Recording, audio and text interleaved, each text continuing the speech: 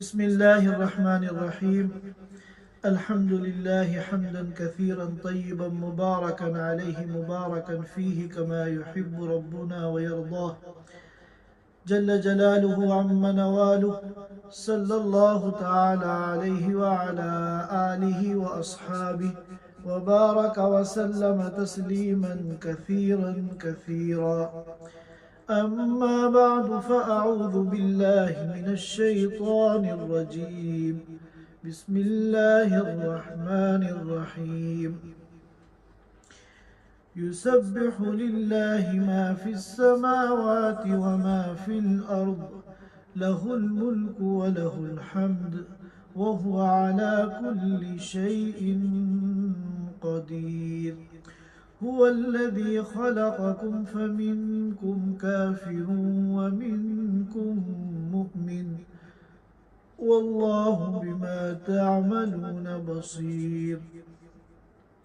ख़लक़स्समावाति वल अर्द बिलहक़्क़ि व सव्वरकुम फ़अहसन सुवरकुम व इलैहिल मसीर।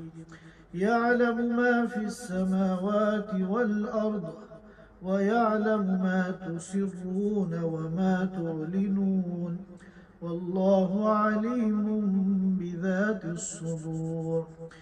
अलम यअतिकुम नबअुल्लज़ीन कफ़रू मिन क़ब्ल फ़ज़ाक़ू वबाल अम्रिहिम वलहुम अज़ाबुन अलीम। ذلك بأنه كانت تأتيهم رسلهم بالبينات فقالوا أبشر يهدوننا فكفروا وتولوا واستغنى الله والله غني حميد. زعم الذين كفروا أن لن يبعثوا قل بلى وربي لتبعثن ثم لتنبؤن بما عملتم وذلك على الله يسير. فآمنوا بالله ورسوله والنور الذي أنزلنا والله بما تعملون خبير. يوم يجمعكم ليوم الجمع ذلك يوم التغابن ومن يؤمن بالله ويعمل صالحا يكفر عنه سيئاته ويدخله جنات تجري من تحتها الأنهار خالدين فيها أبدا ذلك الفوز العظيم. والذين كفروا وكذبوا بآياتنا أولئك أصحاب النار خالدين فيها وبئس المصير. صدق الله العظيम। हज़रात सामिईन किराम, मैंने आप हज़रात के सामने सूरतुत तगाबुन की इब्तिदाई 10 आयतें तिलावत की हैं। ये सूरत मुबारका मदनिया है, मदीना मुनव्वरा में नाजिल हुई है और कुल 18 इसमें आयतें हैं और 2 रुकू पर यह मुश्तमिल है। मैंने अभी आप हज़रात के सामने इस सूरत मुबारका का पहला रुकू जो मजमूई तौर पर 10 आयतों पे मुश्तमिल है अभी तिलावत किया है। इंशाअल्लाह आज के इस दर्स में हम इन आयात के मफ़हूम को समझने की कोशिश करेंगे। इस सूरत मुबारका का नाम है सूरतुत तगाबुन। तगाबुन बना है गबन से और गबन के माना आते हैं नुकसान, हसरत और अफसोस। नुकसान को भी गबन कहते हैं اور اپنے کسی بڑے نقصان پر، بڑے لوس پر انسان کو جب افسوس ہوتا ہے اور حسرت ہوتی ہے تو اس کے لیے بھی یہ غبن کا لفظ استعمال ہوتا ہے۔ تو تغابن کے معنی ہوئے ایک دوسرے کا حسرت کرنا اور اپنے کسی نقصان پر افسوس کا اظہار کرنا۔ شاہ عبد القادر رحمۃ اللہ علیہ نے اس کا ترجمہ کیا ہے ہار جیت، جو ایک مختصر ترجمہ ہے اور کافی حد تک یہ اس لفظ کے مفہوم کو واضح کرتا ہے۔ تو تغابن کا ہم آسان ترجمہ یہ بھی کر سکتے ہیں کہ ہار جیت۔ یوم التغابن یہ لفظ اس صورت مبارکہ کی 9ویں آیت میں آیا ہے۔ یوم یجمعکم لیوم الجمع ذالک یوم التغابن۔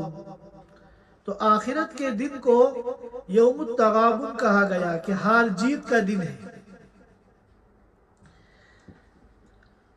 در حقیقت جیسا کہ متعدد احادیث صحیحہ سے معلوم ہوتا ہے کہ اللہ تعالیٰ نے ہر انسان کے لیے ایک گھر جنت میں بنا رکھا ہے اور ہر انسان کے لیے ایک گھر اور ایک ٹھکانہ جہنم کے اندر بنا رکھا ہے۔ جتنے بھی بنو آدم اور جتنے بھی انسان اس دنیا میں آئے ہیں اور جو موجود ہیں اور جو قیامت تک آئیں گے، ہر انسان کے لیے ایک گھر اللہ نے جنت میں بنا رکھا ہے اور ایک گھر جہنم میں بنا رکھا ہے۔ پھر روایتوں سے معلوم ہوتا ہے کہ جب جنتی حساب و کتاب کے بعد جنت کے اندر اپنے گھر میں چلے جائیں گے تو جہنم میں جو ان کے لیے گھر تعمیر ہوا تھا وہ ان کو لے جا کر دکھلایا جائے گا کہ دیکھو، اگر تم دنیا کے اندر ایمان اور اعمال والی زندگی نہ گزارتے، اللہ کی اطاعت والی زندگی نہ گزارتے، بلکہ معصیت والی، گناہوں والی زندگی گزارتے تو تمہارا ٹھکانہ یہ تھا۔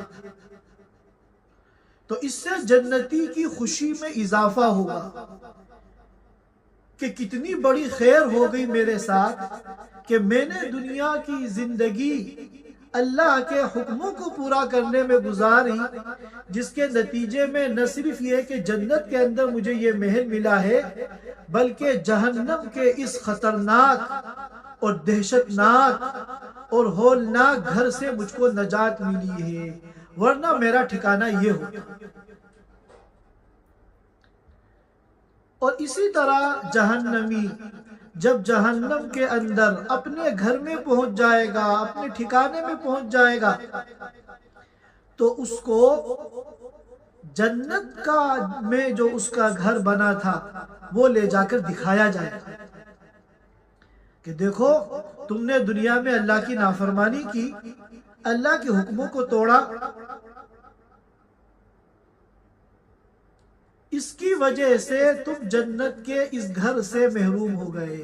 اگر تم دنیا میں اللہ کی اطاعت کرتے، اللہ کے حکموں کو پورا کرتے، اللہ کی فرما برداری کرتے، ایمان اور اعمال صالحہ والی زندگی گزارتے، تو تمہارا ہمیشہ ہمیشہ کا جو ٹھکانہ تھا وہ یہ تھا۔ اس سے اس جہنمی کی حسرت میں اور افسوس میں اور زیادہ اضافہ ہوگا۔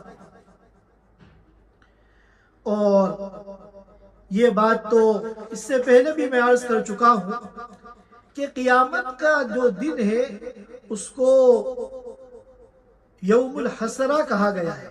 قرآن پاک میں ایک جگہ ہے وَأَنذِرْهُمْ يَوْمَ الْحَسْرَةِ کہ اے نبی لوگوں کو ڈرائیے حسرت کے دن سے۔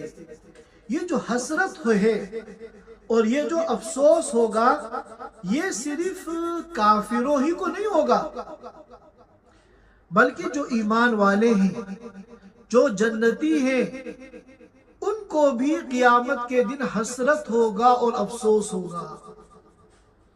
اس لیے قیامت کا دن جو ہے یہ یوم حسرت سب کے لیے ہے۔ جہنمیوں کو تو اس لیے ہوگا کہ انہوں نے پوری زندگی اللہ کے حکموں کو توڑا، اللہ کی نافرمانی میں گزاری، اور آج جہنم جیسی خطرناک جگہ اور ہولناک جگہ ان کا ٹھکانہ بن گئی، جہاں 2-4 دن 2-4 سال نہیں بلکہ ہمیشہ ہمیشہ رہنا ہے، خالدین فیہا ابدا۔ لیکن جو ایمان والے ہیں اور جو جنتی ہیں ان کو بھی حسرت ہوگی، ان کو بھی افسوس ہوگا۔ ان کو جب وہ جنت کی نعمتیں دیکھیں گے اور جنت کی خوبصورتی دیکھیں گے اور جنت کے مزے دیکھیں گے تو ان کو یہ افسوس ہوگا کہ ہم نے دنیا کی زندگی میں اللہ تعالیٰ کی اور زیادہ عبادت کیوں نہیں کی۔ ہم اس سے زیادہ اللہ کی اطاعت کر سکتے تھے، ہم اس سے زیادہ اللہ کی عبادت کر سکتے تھے۔ جیسا کہ حدیث پاک میں آتا ہے، اللہ کے رسول صلی اللہ علیہ وسلم نے فرمایا کہ جو شخص کسی مجلس میں بیٹھا اور اس مجلس میں اس نے اللہ کا ذکر نہیں کیا تو یہ مجلس قیامت کے دن اس کے لیے باعث حسرت ہوگی۔ اس کو اس دن افسوس ہوگا کہ میں نے اتنا وقت ضائع کیا ہے اپنی زندگی کے اندر۔ اگر میں اس وقت میں درود شریف پڑھ لیتا، اگر اس وقت میں استغفار کر لیتا، اگر اس وقت میں تیسرا کلمہ پڑھ لیتا، یا اس وقت میں کوئی بھی اللہ کا نام لے لیتا تو آج یہاں مجھے کتنا اس کا فائدہ ہوتا۔ تو قیامت کے دن حسرت سب کریں گے، جہنمی بھی کریں گے اور ایمان والے بھی کریں گے، اور دونوں کی حسرت کی اور افسوس کی جو نوعیت ہے وہ الگ ہے، مختلف ہے۔ تو اسی لیے قیامت کے دن کو یوم التغابن کہا گیا ہے کہ یہ حسرت کا دن ہے۔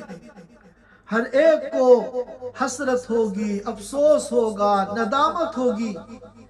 جہنمیوں کو جہاں یہ افسوس ہوگا کہ کاش ہم دنیا کی زندگی میں اپنی منمانی کے بغیر اللہ کی اطاعت کر لیتے تو آج ہمیں یہ جہنم کا منہ نہ دیکھنا پڑتا۔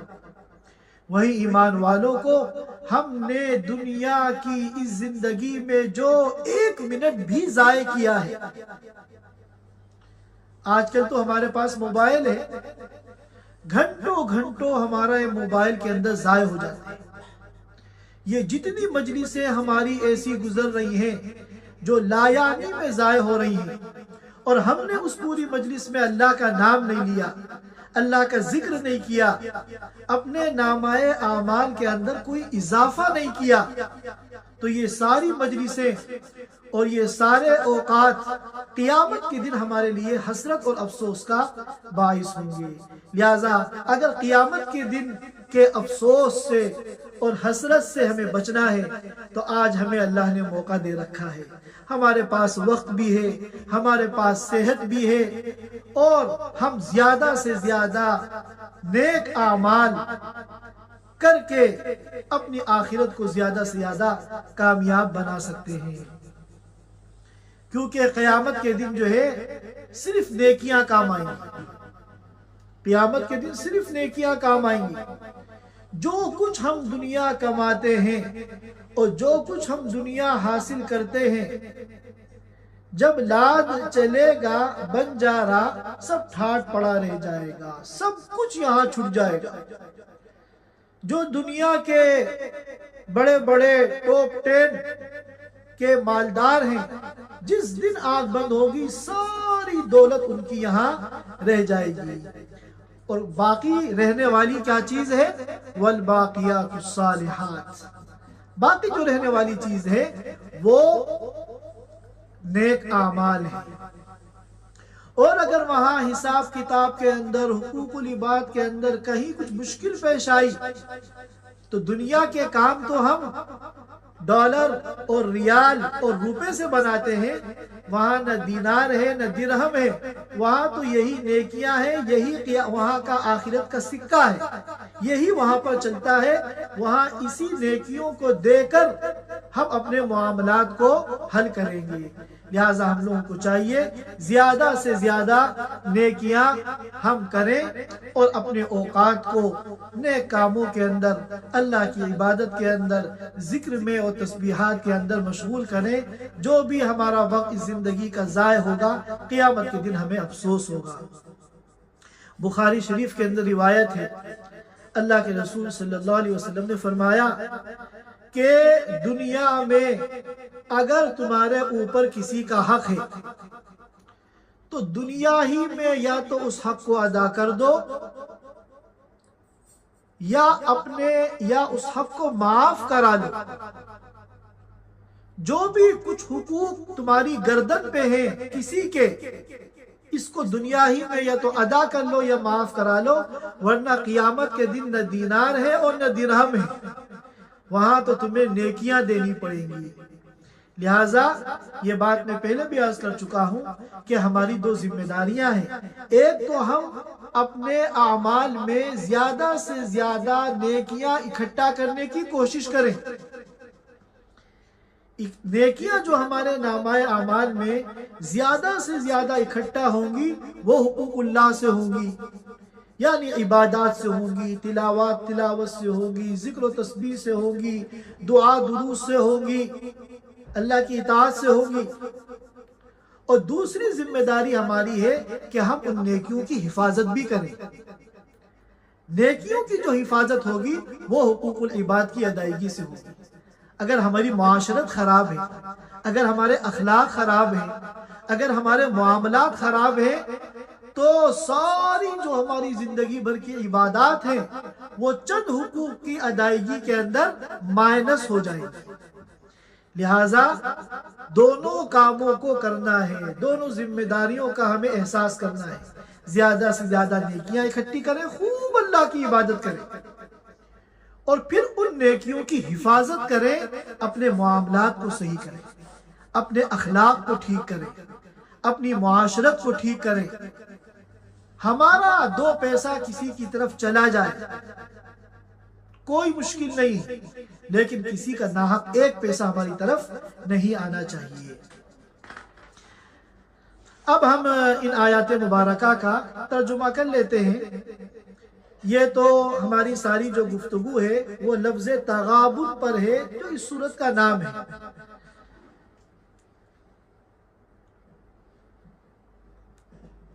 جو حضرات اپنے سامنے قرآن شریف کھول سکتے ہیں وہ قرآن شریف کھول لیں۔ یہ 28ویں پارے کے آخر میں سورت ہے، سورت التغابن، تو انشاءاللہ پھر ترجمہ سمجھنے میں آسانی ہوگی۔ اللہ تعالیٰ فرماتے ہیں یسبح للہ ما فی السماوات وما فی الارض، جو چیزیں آسمانوں میں ہیں اور جو چیزیں زمینوں میں ہیں، یسبح للہ، سب اللہ کی تسبیح بیان کرتی ہے، سب اللہ تعالیٰ کی پاکی بیان کرتی ہے۔ جو انسان ہیں اور ایمان والے ہیں وہ تو اللہ تعالیٰ کی تسبیح بیان کرتے ہی ہیں۔ جتنی بھی کائنات کے اندر، آسمان اور زمین کے اندر چیزیں ہیں، سب اللہ تعالیٰ کی عظمت کو، اللہ کی پاکیزگی کو بیان کرتی ہیں۔ چنانچہ ایک موقع پر اللہ نے فرمایا تھا وَإِن مِّن شَيْءٍ إِلَّا يُسَبِّحُ بِحَمْدِهِ وَلَكِن لَا تَفْقَهُونَ تَسْبِيحَهُمْ، ہر چیز اللہ کی تسبیح بیان کرتی ہے۔ چنانچہ ہمارے سامنے جتنی بھی چیزیں ہیں سب اللہ کی تسبیح بیان کرتے ہیں، لیکن وَلَكِن لَا تَفْقَهُونَ تَسْبِيحَهُمْ، لیکن ان کی جو تسبیح ہے وہ ہماری سمجھ میں نہیں آتی۔ لَهُ الْمُلْكُ وَلَهُ الْحَمْدُ، تمام بادشاہت اللہ کے لیے ہے اور ساری تعریفیں اللہ کے لیے ہیں۔ وَهُوَ عَلَى كُلِّ شَيْءٍ قَدِيرٌ، اور اللہ تعالیٰ ہر چیز پر قادر ہے۔ هو الذی خلقکم فمنکم کافر ومنکم مؤمن، وہی وہ ذات ہے خلقکم جس نے تمہیں پیدا کیا۔ اب اللہ تعالیٰ نے ہمیں تو ساری انسانیت کو جو پیدا کیا تھا وہ فطرت ایمان پر پیدا کیا تھا، لیکن بعد میں چل کے فَمِنْكُمْ كَافِرٌ وَمِنْكُمْ مُؤْمِنٌ، پھر کچھ تم میں سے کافر ہو گئے اور کچھ تم میں سے مؤمن بن گئے۔ تو قرآن جو ہے یہ دو قومی نظریے کو بیان کرتا ہے۔ کہنے کو تو دنیا میں ہزاروں قومیں ہیں اور لاکھوں قبائل ہیں اور سینکڑوں بولیاں ہیں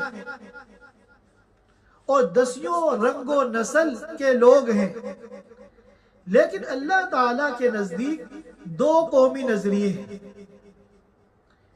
پوری انسانیت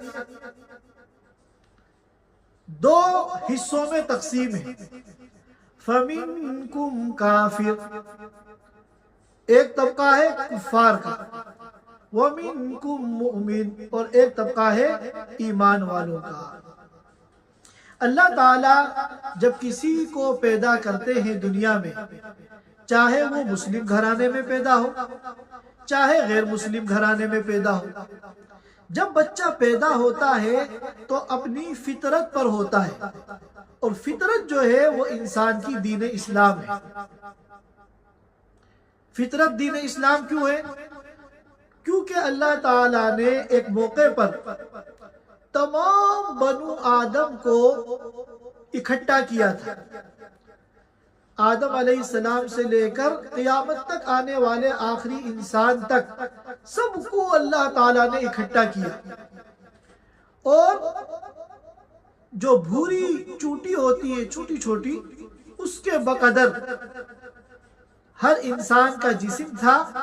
اللہ تعالیٰ نے سب کو جمع کر کے پھر ان سے عہد لیا، الست بربکم، اے بنو آدم، اے آدم کی اولاد، اے آدم کے صلب سے، آدم کی کمر سے نکلنے والے انسانوں، کیا میں تمہارا رب نہیں ہوں؟ تو ہم سب نے اقرار کیا تھا، قالوا بلا۔ تو یہ جو عہد الستی ہے، اس کا قرآن نے بھی اجمالاً ذکر کیا ہے، اور احادیث مبارکہ میں اس کی تفصیل آئی ہے۔ تو ہر فرد بشر، دنیا میں پیدا ہونے والا ہر انسان، دنیا میں آنے سے پہلے ایک موقع پر اللہ تعالیٰ کے سامنے اللہ کی الوہیت کا اقرار کر چکا ہے، لہذا وہ ہر ایک اپنے دین فطرت پر ہے۔ اب جب دنیا میں پیدا ہوتا ہے تو پھر وہ اپنے اختیار سے اور ماحول سے پھر وہ اپنے فطری جو مذہب ہے اس کو چینج کر دیتا ہے۔ چنانچہ حدیث پاک میں آتا ہے، کل مولود یولد علی الفطرہ، ہر بچہ چاہے وہ مسلم گھرانے میں ہو، چاہے عیسائی اور ہندو اور یہودی گھرانے میں ہو، یولد علی الفطرہ، پیدا ہوتا ہے فطرت اسلام میں۔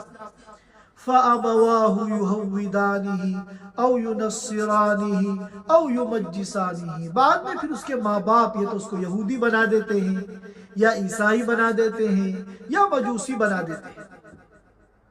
تو دنیا میں قومیں تو بے شمار ہیں، لیکن اللہ کی نگاہ میں دو ہی قومیں ہیں، قوم مؤمن اور قوم کافر۔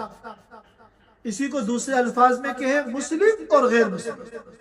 چنانچہ اس کو اللہ نے کہا فَمِنْكُمْ كَافِرٌ وَمِنْكُمْ مُؤْمِنٌ۔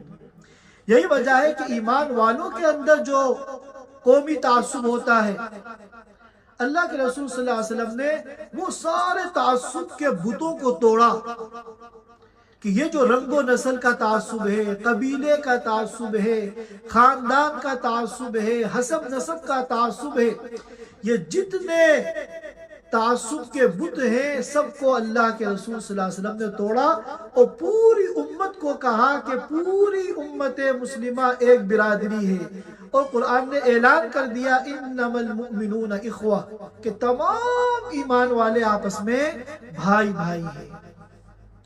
اور اسلام کے علاوہ دنیا میں جتنے مذاہب ہیں سب کے بارے میں اعلان کر دیا گیا الکفر کلہ ملت واحدہ کہ کفر کی جتنی بھی شکلیں ہیں اسلام کے علاوہ سب ملت واحدہ ہیں۔ تو دنیا میں اللہ کی نگاہ میں دو ہی قومیں ہیں، قوم مسلم اور قوم غیر مسلم۔ واللہ بما تعملون بصیر، اور جو کچھ تم کر رہے ہو اللہ اسے دیکھ رہا ہے۔ خلق السماوات والارض بالحق، اللہ نے آسمانوں کو اور زمینوں کو برحق پیدا کیا۔ وَصَوَّرَكُمْ فَأَحْسَنَ صُوَرَكُمْ، اور اللہ نے تمہاری صورت بنائی، تمہاری شکل بنائی۔ فَأَحْسَنَ صُوَرَكُمْ، چنانچہ بہت عمدہ تمہاری شکلیں اور تمہاری صورتیں اللہ نے بنائی۔ وَإِلَيْهِ الْمَصِيرُ، اور اللہ ہی کی طرف لوٹنا ہے۔ اللہ تعالیٰ کی قدرت کے جو شاہکار ہیں، اللہ کی قدرت کے جو کارنامے ہیں، ان میں ایک بڑا اللہ کا کارنامہ اور اللہ کی قدرت کا نمونہ وہ تصویر سازی ہے، شکل بنانا۔ یہ بھی اللہ کا ایسا کارنامہ ہے کہ انسانی عقل جو ہے وہ حیران رہ جاتی ہے۔ دنیا کے اندر کتنے ملک ہیں، ایک ملک کے اندر کتنی قومیں ہیں، ایک قوم کے اندر کتنے قبیلے ہیں، ایک قبیلے کے اندر کتنے خاندان ہیں، ایک خاندان کے کتنے گھر ہیں، ہر گھر میں کئی افراد ہیں، کہیں 5 ہیں، کہیں 10 ہیں، سب کی شکلیں الگ ہیں۔ 6-7 انچ کا مربع یہ چہرہ اللہ نے ایسا ڈیزائن کیا ہے کہ ہر ایک کو ہم دیکھ کر پہچان لیتے ہیں۔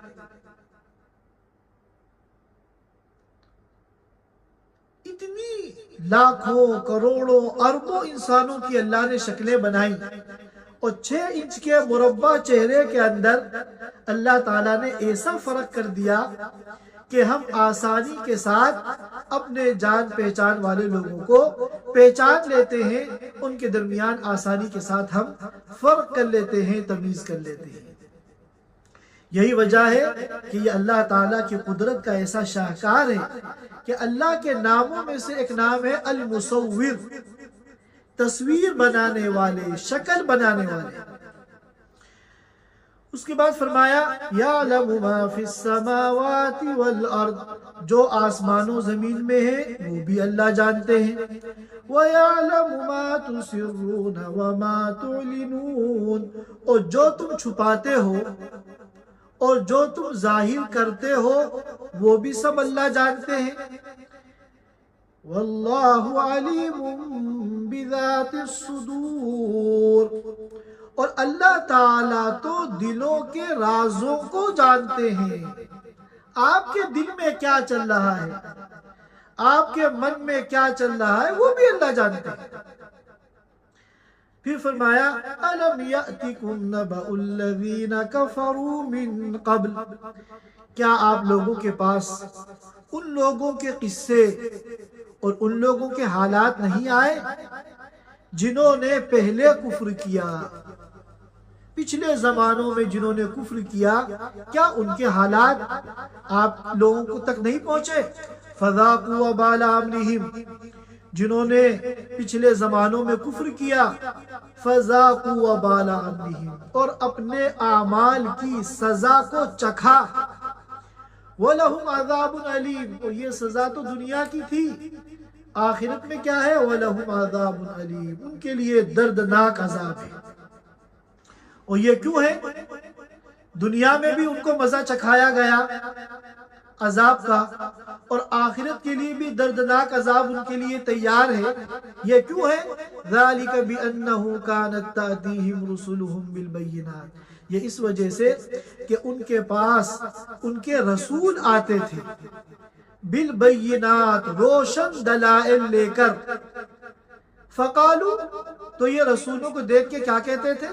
ابشر یہدوننا، واہ کیا یہ انسان، کیا کوئی انسان ہمیں ہدایت دے سکتا ہے؟ وہ یہ کہتے تھے مالی ھذا الرسول یاکل الطعام ویمشی فی الاسواق، یہ کیسا رسول ہے جو ہماری طرح کھاتا ہے پیتا ہے بازاروں میں جاتا ہے. تو گویا کہ ان کی گمراہی کی جو وجہ تھی، ان کی گمراہی کا جو سبب تھا وہ یہ تھا کہ وہ بشریت کو نبوت کے منافی سمجھتے تھے کہ بشریت اور نبوت دونوں جمع نہیں ہو سکتے. ایک انسان جو ہے وہ نبی نہیں ہو سکتا. اسی سوچ نے ان کو گمراہ کر دیا. لیکن افسوس یہ ہے کہ آج بھی مسلمانوں کے اندر ایک طبقہ ایسا ہے جو اس سوچ کا حامل ہے اور محبت رسول کے نام پر وہ غلو کرتا ہے اور یہ کہتا ہے کہ اللہ کے رسول صلی اللہ علیہ وسلم انسان نہیں تھے.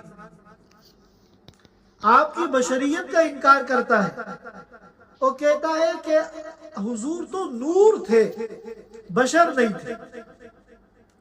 تو جواب یہ ہے کہ جس طرح بشریت نبوت کے منافی نہیں، اسی طرح نورانیت بھی نبوت کے منافی نہیں. حضور بشر بھی تھے، حضور صلی اللہ علیہ وسلم نبی بھی تھے اور آپ نور بھی تھے، اور آپ جیسی نورانی ذات تو کوئی ہو ہی نہیں سکتی. فَقَالُوا أَبَشَرٌ يَهْدُونَنَا، تو نبی کو اور رسول کو دیکھ کے کہنے لگے کیا کوئی انسان ہمیں ہدایت دے سکتا ہے؟ فَكَفَرُوا، چنانچہ انہوں نے انکار کر دیا. وَتَوَلَّوْا، منہ پھیر لیا. وَاسْتَغْنَى اللَّهُ، اور اللہ تعالیٰ نے بھی ان کی کوئی پرواہ نہیں کی. وَاسْتَغْنَى اللَّهُ، اللہ تعالیٰ نے بھی ان کی کوئی پرواہ نہیں کی. واللہ غنی حمید، اللہ تعالیٰ تو ہے ہی بے نیاز اور قابل تعریف. زعم الذین کفروا ان لن یبعثوا، جن لوگوں نے کفر کیا انہوں نے یہ دعویٰ کیا کہ ان کو دوبارہ ہرگز زندہ نہیں کیا جائے گا. دوسرا جو سبب تھا گمراہی کا وہ یہ تھا کہ آخرت کا جو عقیدہ ہے، معاد، دوبارہ زندہ ہو کر اللہ کے سامنے کا جو عقیدہ ہے، یہ ان کے گلے کی ہڈی بنا ہوا تھا. اس کو انہوں نے ماننے سے انکار کر دیا. قل، اے نبی آپ کہہ دیجئے بلا کیوں نہیں، وَرَبِّي لَتُبْعَثُنَّ، میرے رب کی قسم تم کو ضرور بھی ضرور دوبارہ زندہ کیا جائے گا. ثُمَّ لَتُنَبَّؤُنَّ بِمَا عَمِلْتُمْ، پھر جو کچھ دنیا میں کیا ہے وہ سب تمہیں بتایا جائے گا. وَذَلِكَ عَلَى اللَّهِ يَسِيرٌ، اور یہ اللہ تعالیٰ پہ بہت آسان ہے. دوبارہ زندہ کرنا تمہارے لیے مشکل ہوگا، ناممکن ہوگا. اللہ کے لیے دوبارہ زندہ کرنا اور ساری زندگی کے چھوٹے بڑے ہر عمل کا حساب کتاب کرنا یہ کوئی مشکل کام نہیں ہے. فَآمِنُوا بِاللَّهِ، لہذا ایمان لے آؤ اللہ پر، وَرَسُولِهِ، اور اس کے رسول پر، وَالنُّورِ الَّذِي أَنزَلْنَا، اور اس قرآن پر جو ہم نے اتارا. وَاللَّهُ بِمَا تَعْمَلُونَ خَبِيرٌ، یاد رکھو جو کچھ تم کر رہے ہو اللہ اس سے باخبر ہے. يَوْمَ يَجْمَعُكُمْ لِيَوْمِ الْجَمْعِ ذَلِكَ يَوْمُ التَّغَابُنِ، یہ ہے وہ تغابن لفظ جس لفظ کو اس سورت کا نام قرار دے دیا گیا.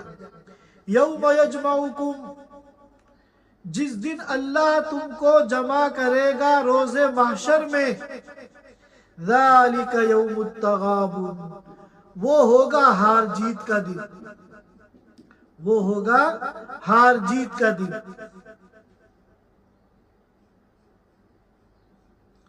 اور وہ ہوگا حسرت کا دن.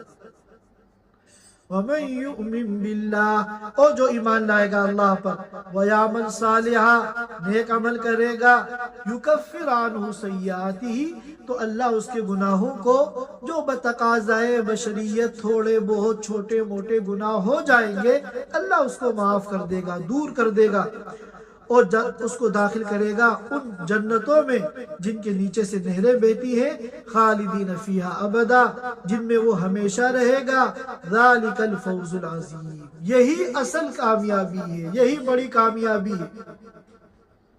دنیا کی کامیابیوں کے جتنے بھی نقشے ہیں یہ سب دھوکہ ہے۔